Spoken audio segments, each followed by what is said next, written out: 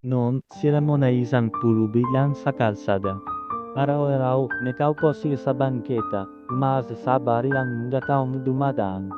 Madalas, tinatawanan siya. Wala kang mararating sa buhay. Masakit pero hindi siya sumagot.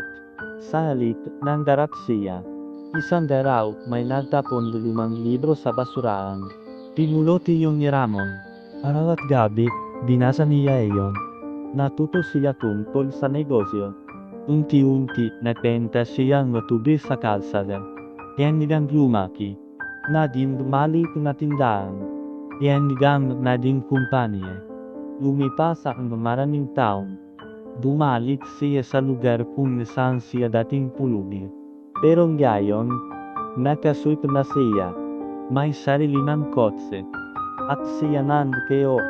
Yung mga taong tumawa sa kanya noon, sila naman ang hindi makapaniwala. Ngumiti lang si Ramon.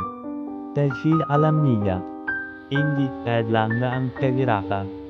Kung hindi ka susuko,